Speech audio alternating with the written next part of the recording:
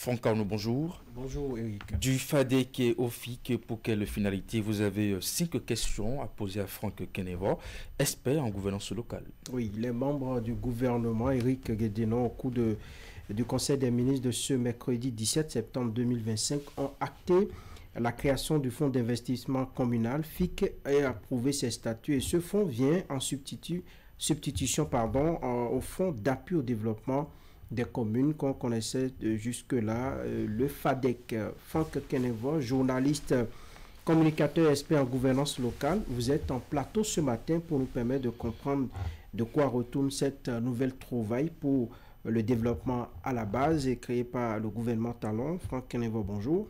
Bonjour, chers confrères, bonjour à tous les téléspectateurs. Merci d'accepter notre invitation. 5 questions pour mieux comprendre le FIC, le Fonds d'investissement communal. Et en tant que successeur au FADEC, eh bien, comment ce fonds-là va-t-il améliorer l'efficacité de transparence et la gestion financière des communes et quels sont les mécanismes spécifiques mis en place pour éviter, disons, les écueils passés?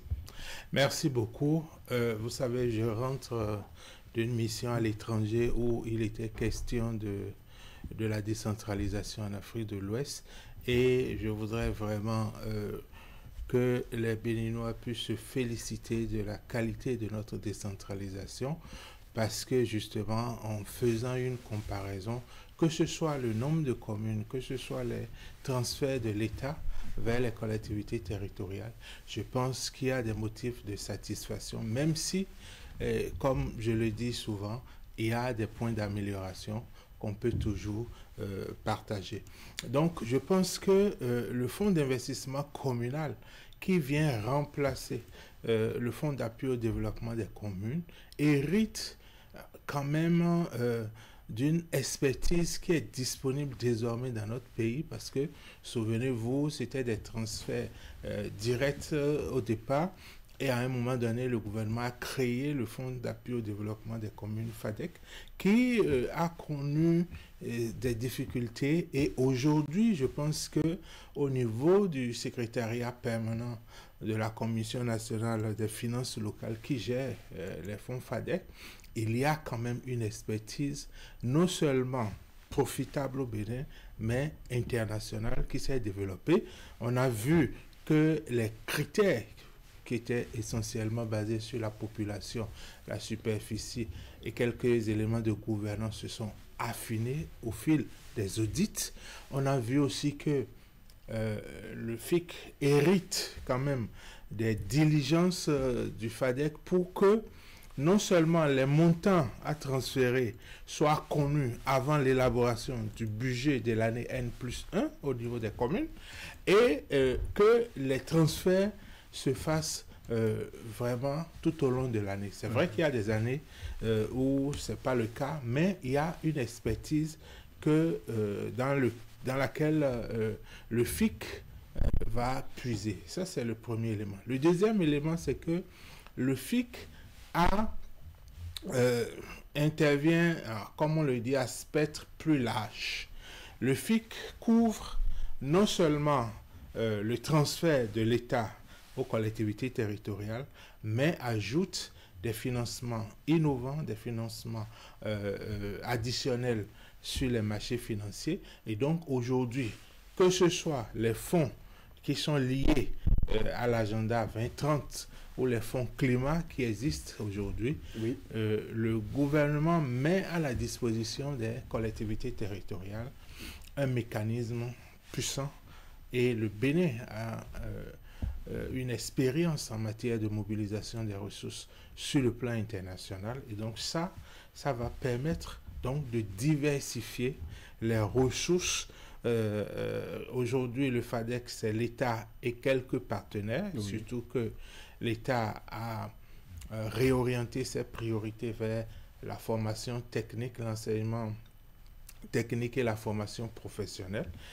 Il n'y a plus beaucoup de ressources de la part des partenaires. Donc, je pense que pouvoir aller sur le marché financier international et mobiliser non seulement les ressources traditionnelles du marché financier, mais aussi lever des fonds au niveau de certains programmes spécifiques comme les fonds climat, les fonds verts et aussi les fonds liés à l'agenda 2030, parce que l'agenda 2030, qu'on aborde souvent en termes d'ODD, Objectifs de développement durable, comporte aussi une dimension de partenariat dont les instruments sont complexes. Donc, il faut, et je pense que le fonds d'investissement communal peut être un instrument, disons, permettant à notre décentralisation de passer à une autre vitesse,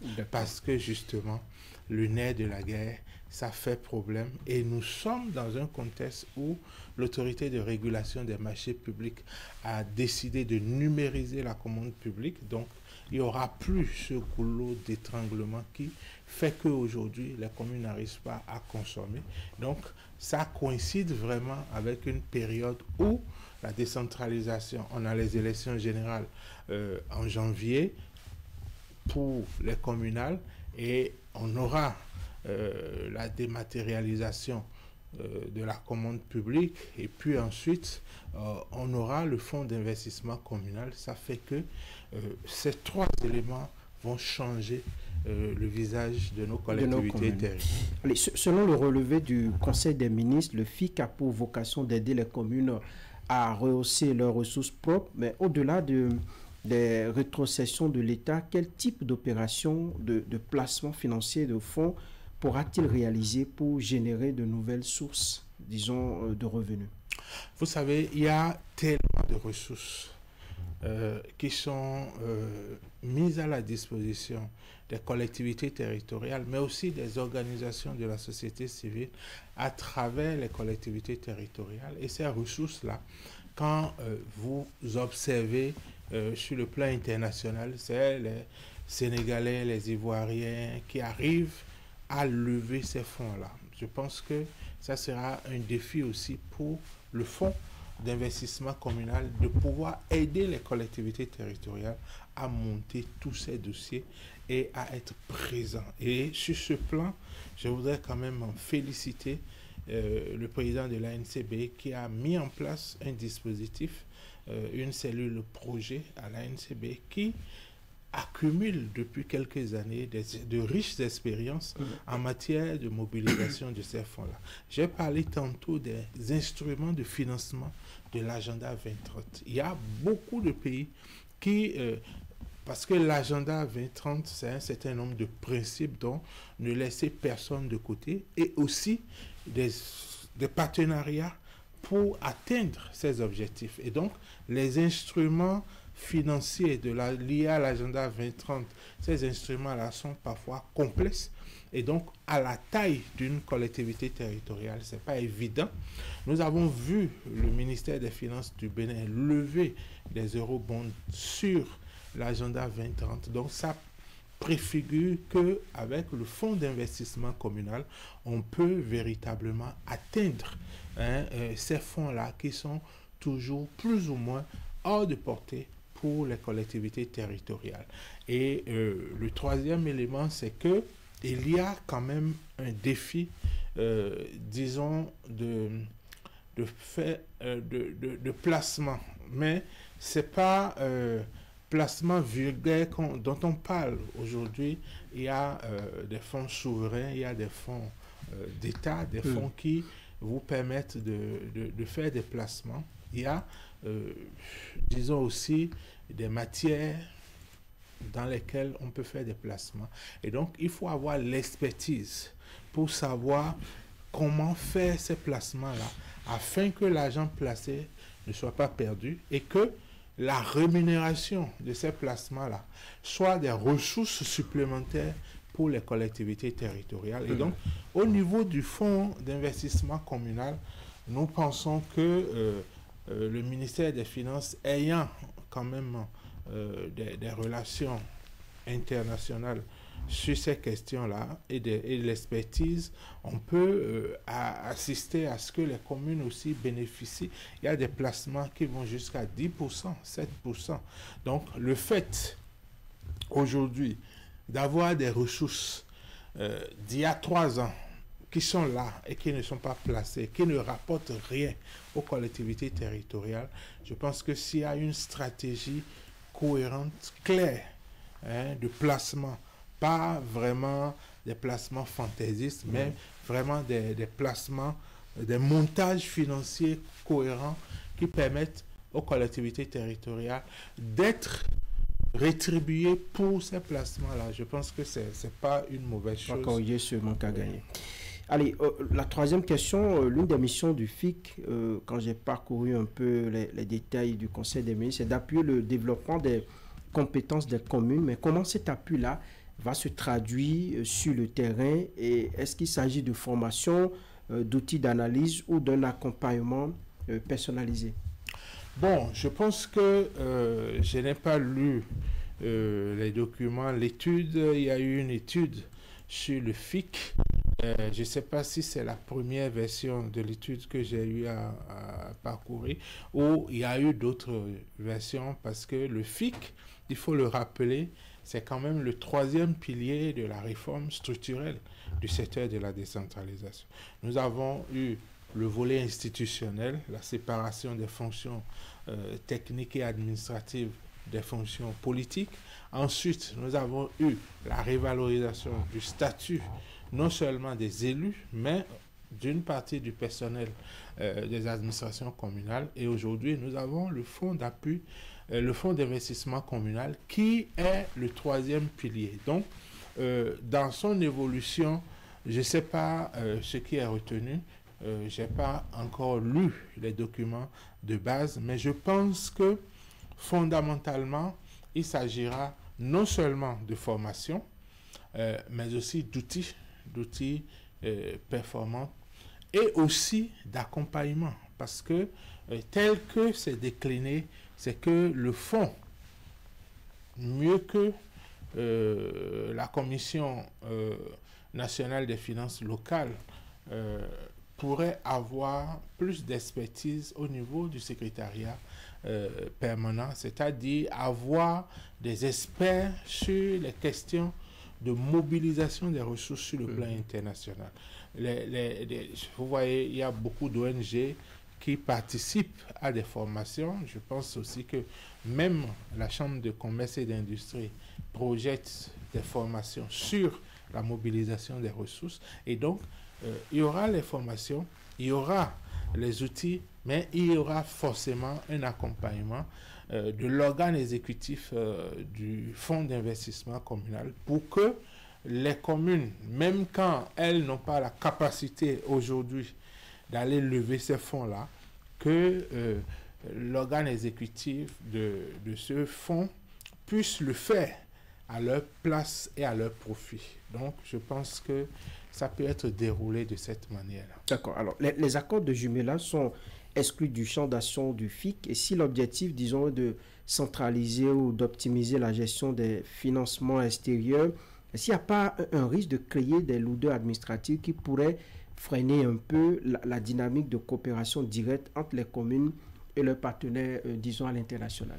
Non, c'est au contraire une bonne chose. Déjà, le fait, en principe, au nom du principe de l'unicité de caisse, le fait déjà d'obliger les communes partenaires de communes béninoises à faire transiter leurs ressources par le trésor public est déjà problématique pour beaucoup de communes à l'étranger, parce que entre le transfert, le virement des fonds au trésor public et leur utilisation effective par les collectivités territoriales, ça peut mettre du temps.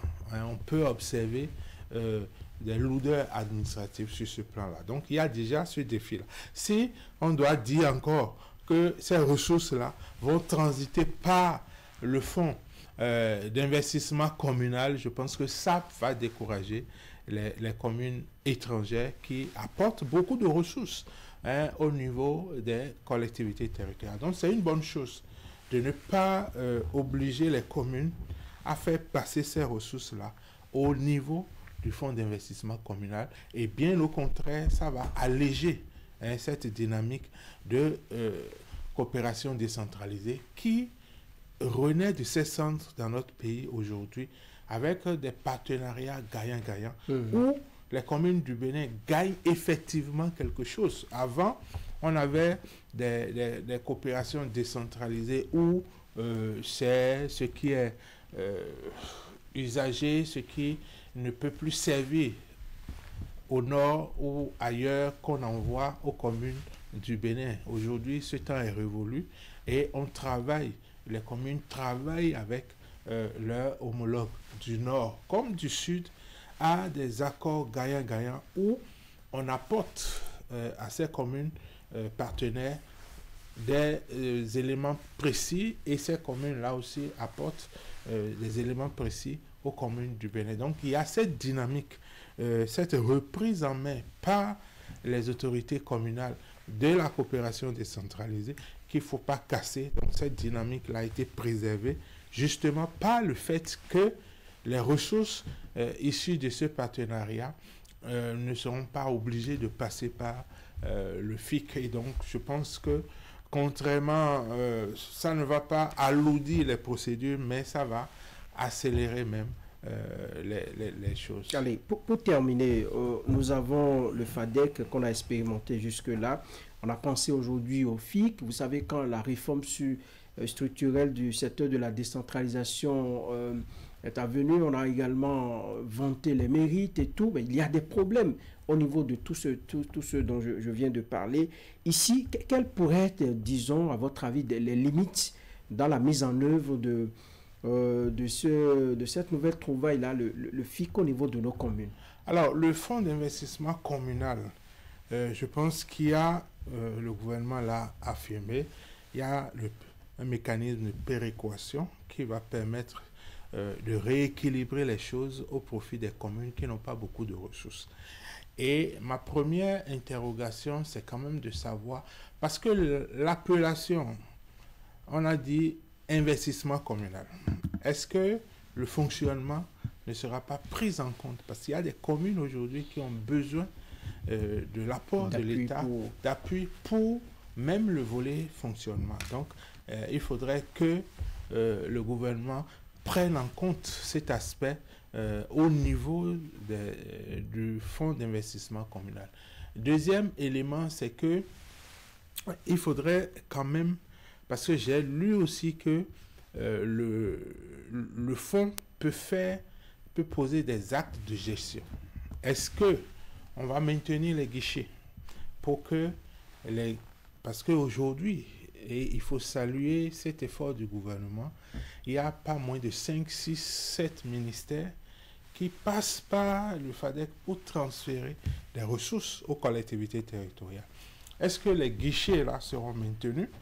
Est-ce que le fonds va juste aider les communes pour les placements ou bien le fonds fera des actes de gestion qui, si c'était le cas, iraient à l'encontre de la libre administration des collectivités territoriales et affaiblirait l'autonomie locale. Donc, je pense qu'il y a ces éléments-là qu'il faut voir de près, mais sinon, fondamentalement, c'est une bonne chose pour les communes parce que si avec FADEC, on est autour de 50-60 milliards aujourd'hui, on peut espérer qu'avec les ressources additionnelles et innovantes du fonds d'investissement communal, qu'on puisse atteindre 10% de transfert de ressources aux collectivités territoriales. 10%, ça ferait dans l'ordre de 300 et quelques milliards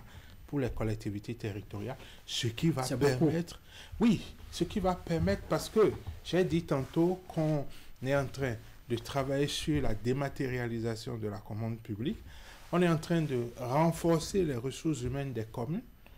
Bac plus 5, déjà une première vague.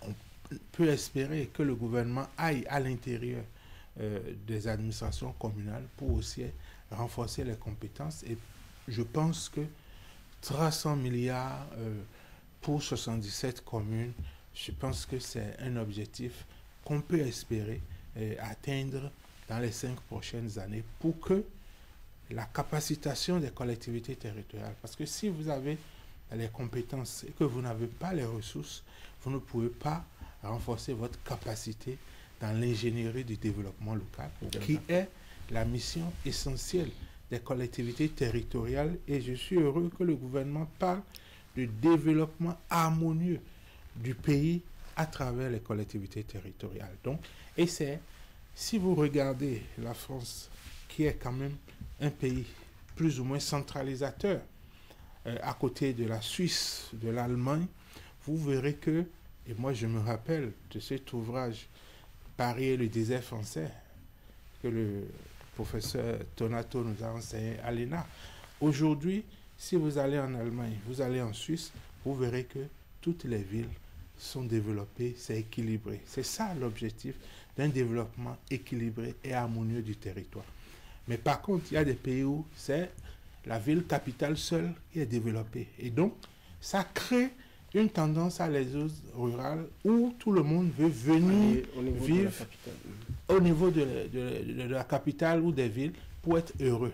Donc, si nous mettons les ressources et que l'accompagnement de l'État apporte, l'accompagnement de l'État, des citoyens et des OSC apporte la bonne gouvernance au niveau local, il n'y a pas de raison que le Bénin ne soit pas comme la Suisse, où vous allez dans n'importe quelle ville, vous avez le même niveau d'approvisionnement agroalimentaire, le même niveau de loisirs, le même niveau de services sociaux de base. Et ça, c'est comme ça que les pays africains vont se développer, en équilibrant le développement sur tous les territoires. C'est vrai, on a toujours des pôles de développement. Quel que soit le pays, vous verrez qu'il y a des villes qui ont vocation à être des pôles pour tirer le reste du territoire. Donc, il y a ces éléments-là. Et je pense que, véritablement, le gouvernement est sur la bonne voie.